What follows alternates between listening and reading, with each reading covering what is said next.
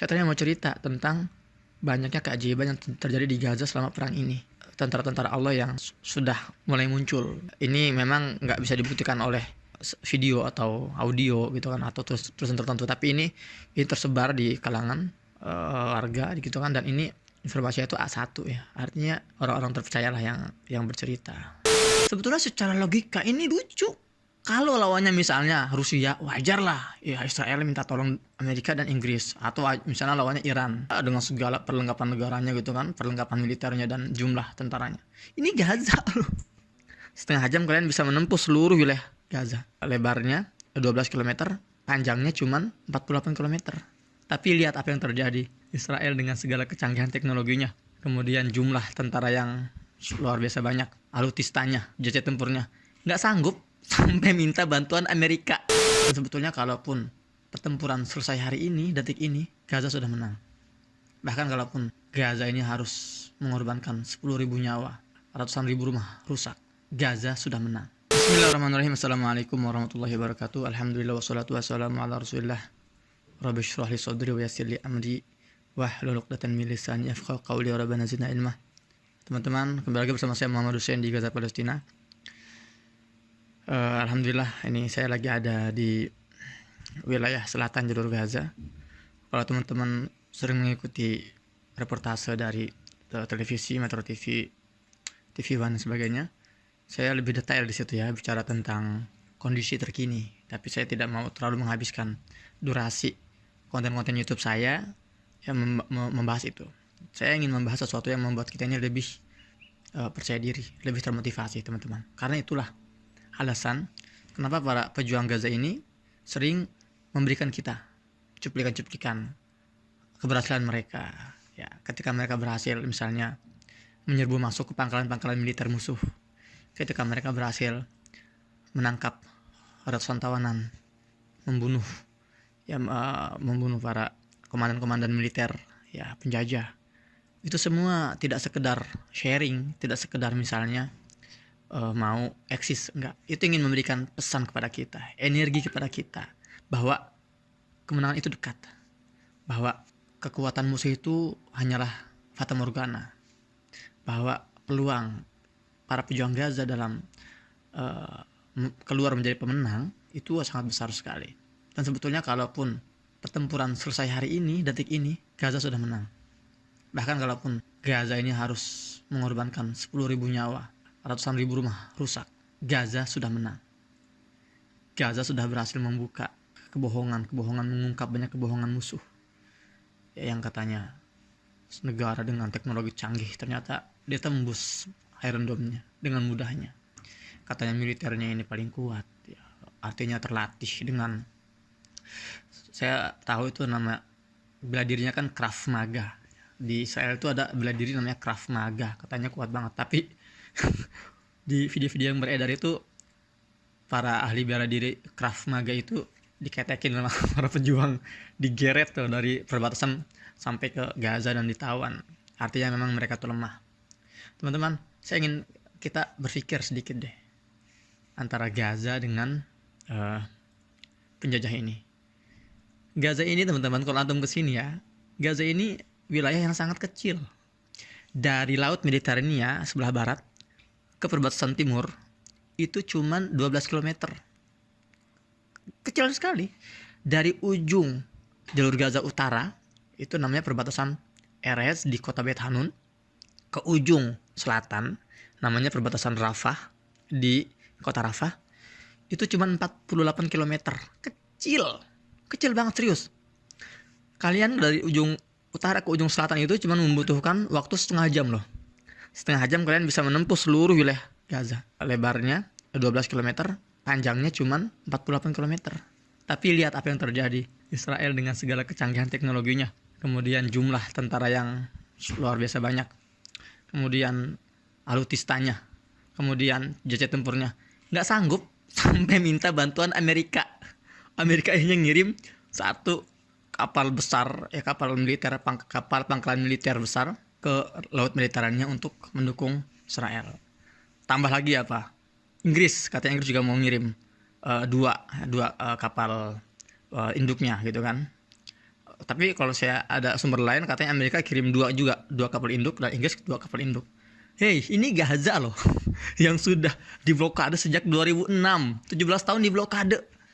Artinya apa blokade? Artinya itu agar para pejuang Gaza ini tidak berkembang. Artinya agar mereka ini dimiskinkan, dilaparkan dan mudah ketika dihancurkan gitu loh. Sebetulnya secara logika ini lucu.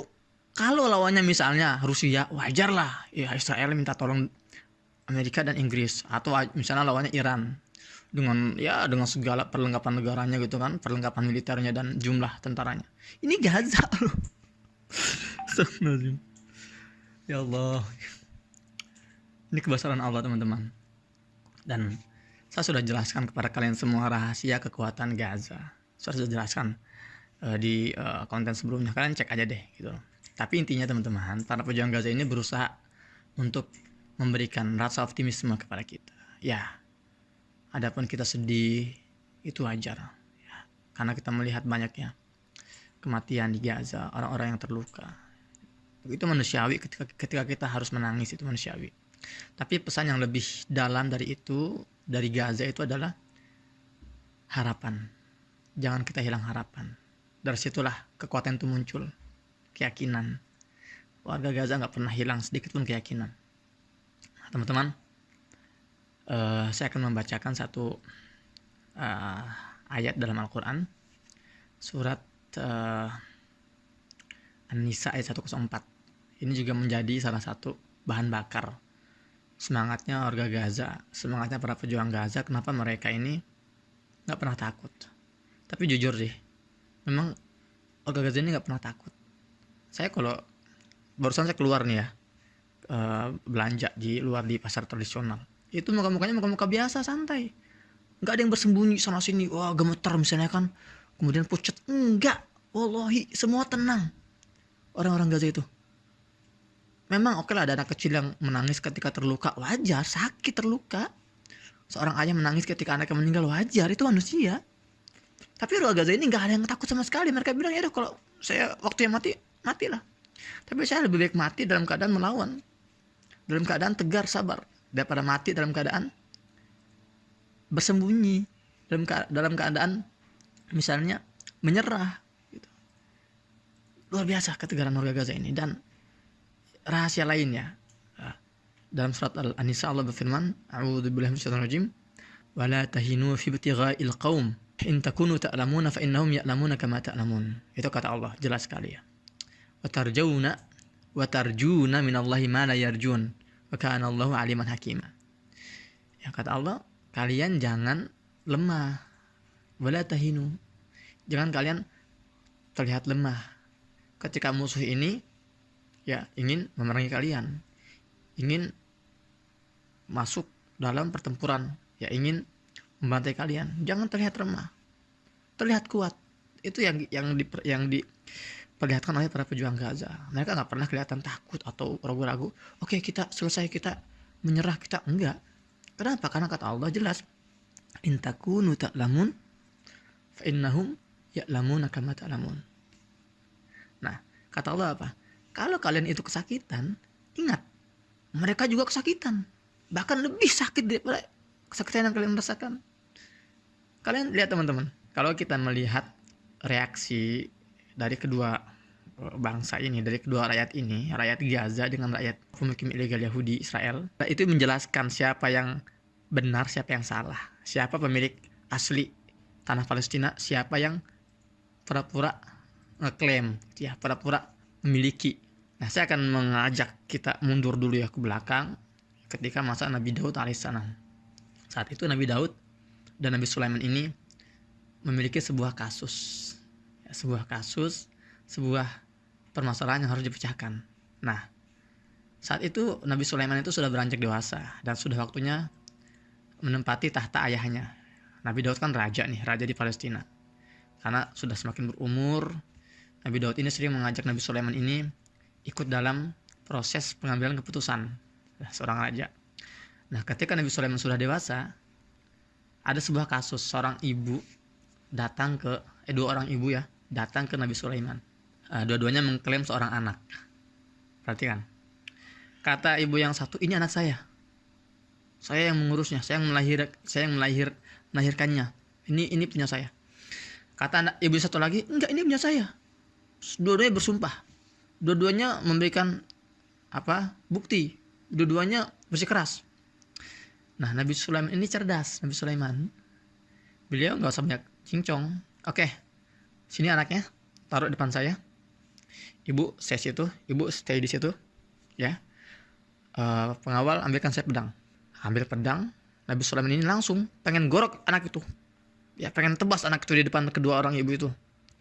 Ketika mau ditebas, seorang ibu yang satu itu berteriak, "Stop, jangan, saya bohong. Itu bukan anak saya, itu anak ibu itu. Tolong jangan dibunuh anak itu, biarkan hidup, dan saya nggak mau dia. Wahai Raja Sulaiman, anak itu bukan punya saya, anak itu punya ibu itu. Tapi tolong jangan dibunuh." Mendengar jawaban itu, mendengar reaksi itu, Nabi Sulaiman kembalikan pedangnya. Anaknya dikasihkan kepada si ibu yang tadi bilang itu bukan anak saya. Ibu yang tadi keberatan anaknya dibunuh. Karena itu insting seorang ibu. Dan Nabi Sulaiman tuh ingin melihat reaksi itu. Jadi ibu yang sebenarnya itu, dia rela untuk melepaskan anaknya demi menyelamatkan nyawanya. Sementara ibu-ibu palsu itu, dia nggak peduli. Itu kan anak dia. Kalau mati, matilah. Paham ya? Ini yang terjadi di Palestina. Atau melihat ribuan pemukim ilegal Yahudi ini berbondong-bondong kabur, ingin meninggalkan tanah Palestina, ingin meninggalkan wilayah jajahan Israel, ya, lewat bandara-bandara internasional. Ada bandara misalnya Ben Gurion. Itu kan sudah viral videonya kan. Saya juga ada posting tuh di Instagram saya. Ribuan pemukim ilegal Yahudi ini kehabisan tiket. Mereka saking ketakutan oleh perang ini, mereka pengen keluar dari tanah Palestina gitu kan, melalui bandara-bandara internasional. Sebaliknya orang Gaza bertahan. 3 hari yang lalu di ultimatum nih warga Gaza di bagian utara. Kami kasih waktu 24 jam, kata Israel. Kosongkan wilayah utara, lari ke wilayah selatan. Karena kalau tidak, kami akan bombardir. Kami akan masuk melalui utara, dan ini kami akan ratakan dengan tanah, kurang lebih gitu ya, terjemahan bebasnya. Tapi kalau Gaza apa? Enggak, silakan saja mau bunuh saya. Saya tetap stay di rumah saya. Memang ada sebagian yang termakan gitu kan, yang mengungsi dari utara ke selatan, tapi pada akhirnya mereka kembali lagi itu. Sebagian ada yang sudah terlanjur mengungsi ke Skroskon PBB di wilayah utara selatan. Sebagian lagi dibunuh di jalan. Ya, hari Senin lalu itu 70 orang meninggal saat mereka lagi mengungsi lewat jalan itu. Kemudian bam, ya, mereka dibombardir. Dan saya ketika 2 hari lalu saya melewati jalan itu saya videoin. Ini ada video nih, ini video ini saya ambil sendiri, ini video ini nih, saya yang kamerain. Ada bekas-bekas mobil-mobil yang bangke-bangke mobil yang dibom, ya, saat mereka sedang mengungsi ke wilayah selatan. 70 orang meninggal, 200 terluka. Tapi sebagian besar sudah kembali ke tempat masing-masing, ke utara gitu kan. Artinya mereka nggak takut. Nah, dari sini kita bisa melihat penduduk asli itu nggak akan kabur dari pertempuran. Penduduk asli itu akan mengakar kakinya, tangannya itu akan stay menjaga tanah airnya. Tapi ya, pemukim ilegal, ya, masyarakat yang ngaku-ngaku dia itu penduduk asli, dia akan kabur. Dia akan lari keluar. Dia nggak akan peduli apa yang terjadi dengan tanah Palestina. Dia hanya akan peduli pada nyawanya. Kabur mereka. Dari sini paham ya? Dari sini kita bisa membuktikan, kita bisa menganalisa, kita bisa membaca siapa penduduk asli Palestina, siapa pendatang. Nggak usah ribet-ribet deh. Lihat aja dari reaksi mereka masing-masing. Antum teman-teman ya, kalau tahu kondisi sekarang ini, ya Allah, saya berurusannya dam tuh nggak berhenti. Sekitar sejam yang lalu 50 orang meninggal di wilayah Burej, jalur Gaza bagian tengah, dalam serangan udara. Jadi ada 15 rumah berdampingan itu dibom. Pam. 5 dibom. 50 orang meninggal hanya untuk membunuh 1 orang komandan Al-Qassam, namanya Aiman Naufal. Dia salah satu komandan Al-Qassam, gerakan sayap militer Hamas yang ada di wilayah Jalur Gaza Tengah. Memang ya, ini target besar Zionis berusaha membunuh mereka, tapi lihat. Oh, dengar suara bom ya. Ya Allah. Tapi Israel ini enggak peduli. Oh, dekat sekali itu. Mereka tuh enggak peduli berapa puluh orang sipil sekitarnya, selama dia bisa memastikan terbunuhnya satu pejuang itu, maka anak-anak wanita tidak mereka pertimbangkan. Bahkan di banyak kasus, ini informasi yang saya dapat ya, terserah antum percaya atau enggak. Jadi para komandan pejuang ini kadang ketika lagi jalan sendiri itu nggak ditarget, dibiarkan. Ketika dia masuk ke rumah, isinya 1-2 orang, dibiarkan. Tapi ketika si komandan ini misalnya masuk ke rumah yang banyak penghuninya, disitulah ditarget baru. Bam! Antara alasannya apa? Kita membunuh seorang komandan, tapi jumlah korbannya itu membludak. Ya Allah. Ya teman-teman, sekali lagi saya kalau bicara Gaza nggak akan habisnya banyak ya. Artinya saya juga belum cerita. Awalnya saya tuh kenapa pengen bikin vlog sekarang ini cepat ini, saya tadinya mau cerita tentang banyaknya keajaiban yang terjadi di Gaza selama perang ini. Tentara-tentara Allah yang sudah mulai muncul. Ini memang nggak bisa dibuktikan oleh video atau audio gitu kan, atau tulisan tertentu, tapi ini tersebar di kalangan warga gitu kan, dan ini informasinya itu A1 ya, artinya orang-orang terpercayalah yang bercerita, dan itu akan saya ceritakan insyaallah taala di konten selanjutnya. Teman-teman, sejauh ini sudah tembus angka 3.000 yang meninggal di dunia di Gaza.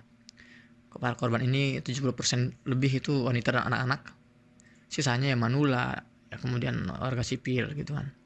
Sementara korban luka ini sudah mencapai 12.000 ya, dan ini akan terus bertambah karena masih banyak yang terjebak di reruntuhan. Semoga Allah Ta'ala segera ya memberikan kemenangan kepada warga Gaza. Tempat saya berada sekarang ini juga nggak ada jaminan saya akan ya terus bisa memberikan update terbaru ya. Pokoknya nggak ada tempat aman di Gaza. Semua wilayah Gaza ini berpotensi menjadi target militer. Mungkin bisa saya yang terbunuh bisa hari ini atau besok, Allah alam. Yang pasti saya mohon doanya semoga Allah kuatkan kami di sini. Ya. Kita tidak minta diringankan beban kita, tapi kuatkanlah kita di sini, berikan kesabaran yang lebih oleh Allah Ta'ala. Itu doa dari kami, minta doa dari kalian semua, doakan agar kami di sini dikuatkan. Dan pesan tadi jangan lupa ya, jangan sampai pengorbanan para pejuang ya, Palestina yang telah berhasil ya melakukan berbagai prestasi-prestasi atau keberhasilan yang membuat hati kita itu lebih sejuk gitu kan. Itu jangan sampai itu hilang substansinya. Artinya mereka ingin menyampaikan bahwa optimislah, yakinlah bahwa kemenangan pasti akan datang. Dan saya ulangi lagi ya, dengan tanpa kita Palestina pasti merdeka. Dengan tanpa kalian Masjidil Aqsa pasti terbebas. Dengan tanpa kita semua Baitul Maqdis pasti akan bersih dari penjajahan. Namun pertanyaannya adalah buat kita, di mana posisi kita saat itu terjadi. Semoga kita semua berada dalam barisan yang ikut memperjuangkan terbebasnya Palestina, terbebasnya Baitul Maqdis, terbebasnya Masjidil Aqsa. Saya Muhammad Hussein dari Gaza, Palestina. Assalamualaikum warahmatullahi wabarakatuh.